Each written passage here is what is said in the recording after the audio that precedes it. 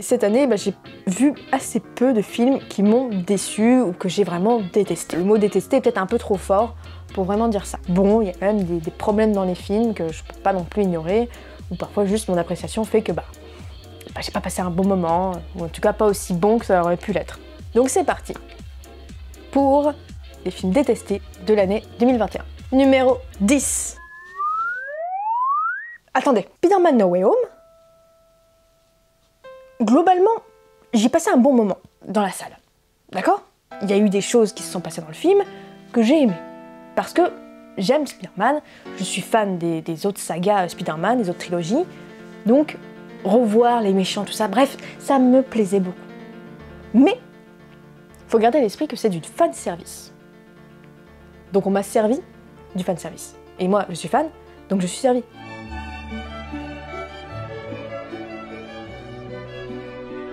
Mais lorsqu'on réfléchit un peu sur le film, et qu'on regarde un petit peu la mise en scène, le jeu des comédiens, il n'y a pas grand chose, surtout le scénario. Voilà, le scénario, du niveau d'une fanfiction. Donc ok, pour les fans, tant mieux, cool. Mais si on regarde un petit peu sous le vernis, il n'y a plus grand chose. Notamment dans le scénario, il y a plein de choses qui sont passées sous la porte ou qui sont pas plus développées que ça. Alors si on accepte le film, oui, évidemment que ça passe bien, mais si on commence à réfléchir, non, ça ne passe pas. Faut pas rester crédule devant un film.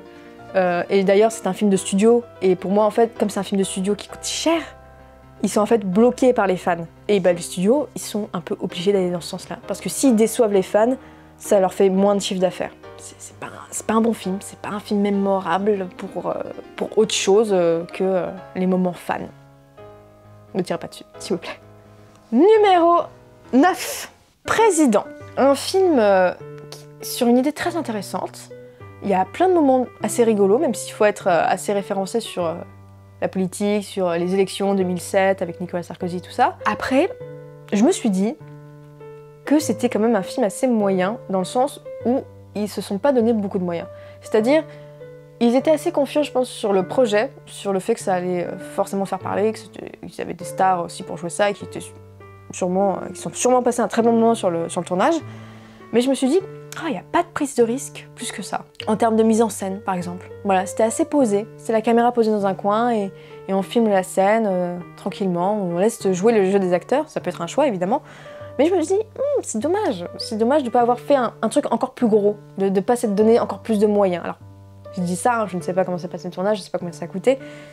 Mais c'était mon impression de voir le film, de me dire, c'est des acteurs entre quatre murs. Ça manquait d'idées. Pour ça, en tout cas. Mais au niveau des dialogues, pas de problème. Et du jeu des acteurs, pas de problème. Voilà, c'est pour ça qu'il n'est que 9e. Numéro 8, Kate. Alors, c'est un film que vous avez sûrement vu sur Netflix, mais moi, je l'ai vu en salle de cinéma, donc c'est pour ça que je me permets d'en parler là. Du coup, Kate, c'est un film dont j'ai déjà parlé dans mes vidéos sur Deauville. Tout ça pour dire que c'était un film assez cliché, finalement, qui avait une très bonne idée de base, c'est-à-dire que c'est l'histoire d'une tueuse à gages qui décide d'arrêter son métier. Et elle se fait empoisonner par les dernières personnes à qui elle devait tuer, et qui du coup a plus que 24 heures pour pouvoir retrouver leurs traces et les éliminer. Donc intéressant dans l'idée, dans les faits, on regarde un peu ça. Voilà. Je vais pas en dire trop, je veux pas tirer dessus, c'est bon. Numéro 7, Hospitalité. Un film japonais, je n'ai plus le nom du réalisateur, mais je crois que c'est un très grand réalisateur, très grand metteur en scène. Mais je suis complètement restée à côté de la plaque. Pour défendre quand même un petit peu le film, j'ai été à une séance. Il faisait très chaud, on s'est posé du coup dans une salle de cinéma pour pouvoir regarder le film, au frais. Et il y a quelqu'un qui a ronflé. Mais fort, genre un tracteur.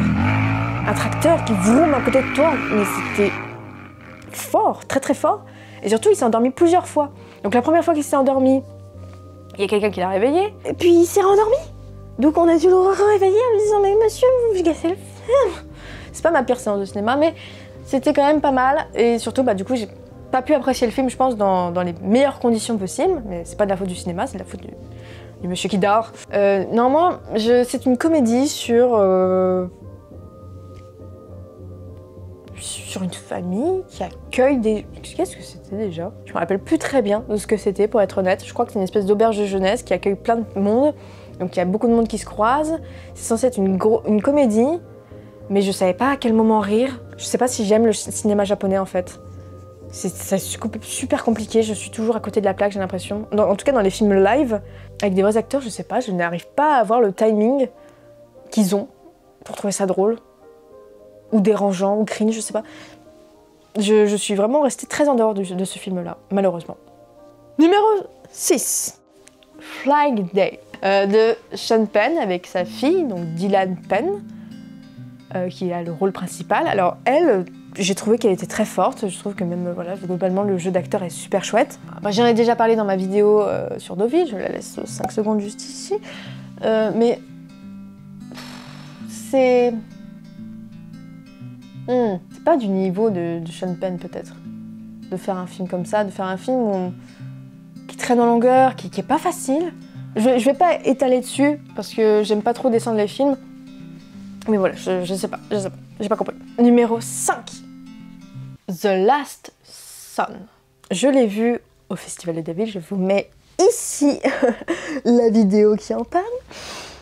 Mais en gros, c'est l'histoire d'un criminel, voilà, dans le Far West, qui tue, qui couche avec droite à gauche, et un jour, il y a quelqu'un qui lui prédit ce truc, qui lui dit que c'est un de ses enfants qui va le tuer. Et lui, il dit non, je vais le tuer d'abord. Donc il refait un peu le chemin inverse, et il élimine toutes les personnes, toute sa descendance en fait, direct. Et du coup, au bout d'un moment, il ne reste plus qu'un fils à tuer, c'est la son. Sauf que ce fils-là, il est au courant qu'il y a potentiellement son père qui est en train de remonter sur sa trace et qui veut le tuer. Et qui du coup se prépare pour pouvoir l'accueillir comme il se doit. L'idée est très intéressante, en plus de transposer ça dans le western. Mais on s'ennuie, oh là là, on s'ennuie. Et je trouve que le personnage qui joue le père... Alors c'est l'acteur qui joue Jack Sully dans Avatar. Je n'ai plus son nom parce que je ne pourrais jamais le prononcer correctement. Je trouve qu'il n'est pas investi dans le rôle. C'est l'impression que j'ai. Et voilà, et bref, le film il est très long, il a pas grand chose. Enfin, après, peut-être qu'il y en a qui ont aimé ce film-là et que c'est juste moi qui suis restée en dehors de ça. Mais c'est pour ça que moi je le mets du coup dans mon top. C'est parti pour le numéro 4. Tom et Jerry. Bon alors, qu'est-ce que ça fait là? En fait, c'était une période où je voulais beaucoup aller au cinéma et malheureusement dans les salles de cinéma, il n'y avait pas grand-chose.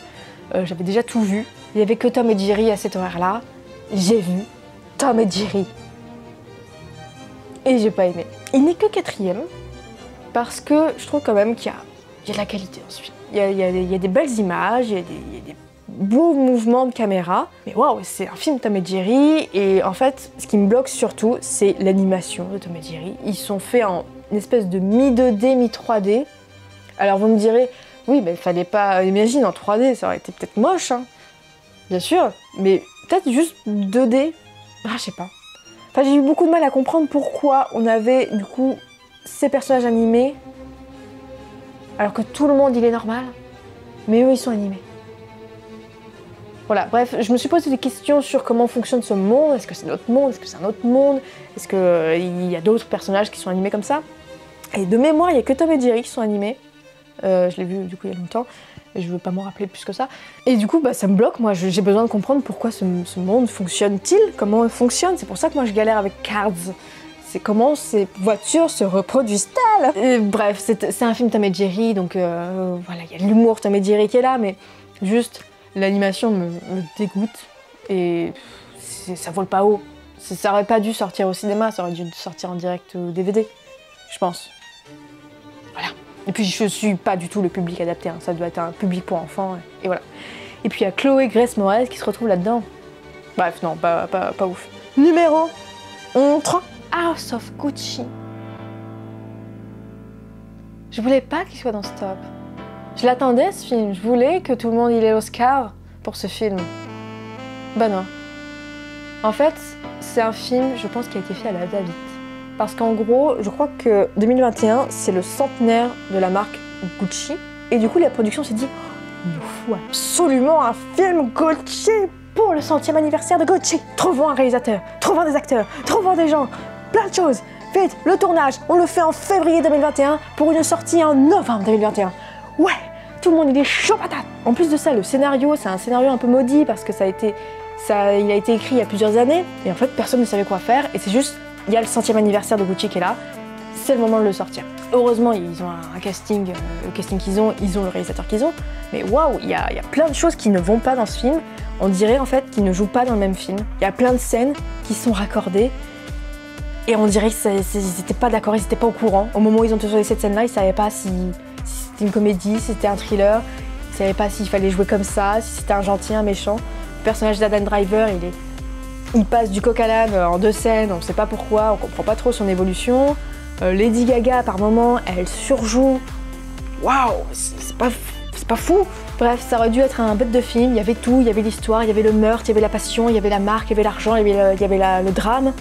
Ça aurait pu être un truc à la Loup de Wall Street, par exemple. Ce n'est pas le cas. Ce n'est pas le cas. C'est un film très long, c'est un film très chiant, c'est un film qu'on comprend pas. Je n'ai pas passé un bon moment. En plus de ça, je l'attendais beaucoup, donc je suis encore plus déçue. Mais ce n'est pas le pire. Parlons, s'il vous plaît, du numéro 2. Old de M. Night Shyamalan. J'ai pas tout vu de lui, mais c'est un réalisateur qui, à chaque fois où je me dis, là, il va pas m'avoir. Le twist final, il va pas m'avoir. Il m'a eu, ok. Même là, pour ce film-là, il m'a eu, je l'ai pas vu venir, hein, le truc. C'était long, enfin en fait, on a beaucoup de personnages qui ne savent pas ce qui est en train de se passer, et peut-être ça nous donne cette impression qu'on ne sait pas ce qui se passe. Et on comprend pas ce qui se passe, et c'est vraiment peut-être le twist final qui nous dit, voilà, ça se passe comme ça, parce que ça.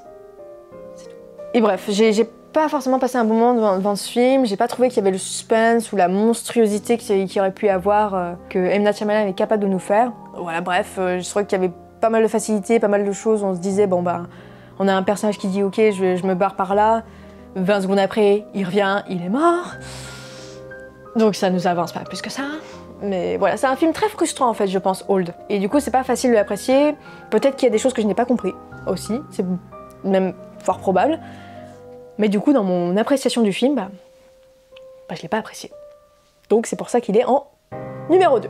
Numéro 1. James Bond mourir peut attendre. C'était le film qui devait sauver le cinéma de la période post-Covid.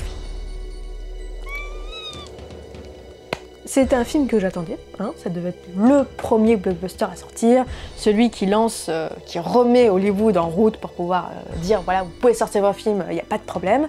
Bon, il n'a pas atteint le milliard de recettes comme les précédents, c'est pas grave. On va commencer déjà par les bons côtés du film. Déjà, Mourir peut attendre propose des idées originales pour un James Bond. C'est-à-dire, il va nous proposer des choses qu'on n'a jamais vues. D'accord? Le personnage de Léa Seydoux, par exemple, je trouve qu'il est intéressant. Je trouve qu'il est chouette, je trouve qu'on parfois on a vraiment son point de vue, on a des flashbacks sur elle. Pourquoi pas? Vraiment chouette. Pareil pour Rami Malek. Pourquoi pas? Intéressant, le design, intéressant, peut-être le background qui les relie. Et après, il y a le scénario. On a des trucs qui sont très premier degré. Il y a des dénouements de personnages, je pense particulièrement à Christophe Waltz, qui est censé être le grand méchant de la saga, et qu'est-ce qui se passe? Ils s'en servent 2 minutes, et tout ça pour ça. Il y a des trucs laissés en longueur, il y a des choses, on se dit mais comment c'est possible d'avoir tourné ça comme ça? Bref, j'ai vraiment pas passé un bon moment sur James Bond. Ils avaient les moyens, il y avait l'attente aussi, il y avait tout ça, donc la chute a été très violente. La déception, tout simplement, de ce film. Et puis voilà, plein d'idées où on se dit mais c'est bizarre d'avoir fait ça, c'est dommage. Puis maintenant, passons surtout au prochain James Bond. Hein. Espérons que ce soit fun, des James Bond fun, un peu comme à l'ancienne avec Pierce Brosnan. Faut rester ludique, les gars. C'est-à-dire que c'est un espion qui sauve le monde, donc à un moment donné, il faut que ce soit un peu drôle. Parce que ça peut pas être réaliste. Ça peut pas être premier degré comme ça. Dommage d'avoir fini là-dessus. Voilà, ils auraient dû s'arrêter à Skyfall. Regardez Skyfall, ne regardez pas Mourir peut attendre. Ou en tout cas, regardez-le et puis dites-moi ce que vous en avez pensé, si c'est moi qui comprends pas. Bref, voilà. C'est tout pour les films détestés de l'année 2021. Alors vous avez bien compris qu'il y a des films, c'est juste je les ai pas compris, ou j'étais pas forcément dans le public recherché, je sais pas ce qui s'est passé. Mais en tout cas, c'était difficile de trouver 10 films que j'ai pas aimés. Parce que globalement, j'ai apprécié tous les films que j'ai vus, même ceux que j'ai pas aimés. Je suis capable de voir ce qu'il a de bon, donc c'est pas grave. Passons à 2022 maintenant. On a hâte de passer un mauvais moment, ça. Oui. Prenez soin de vous, allez voir des films. Ça, c'est du random. Merci d'avoir suivi cette vidéo. J'espère que ça vous a plu et je vous dis à bientôt pour de prochaines vidéos. Salut!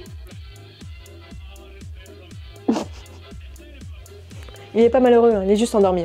Salut! Ah non, tu vas me mettre des poils blancs partout en fait.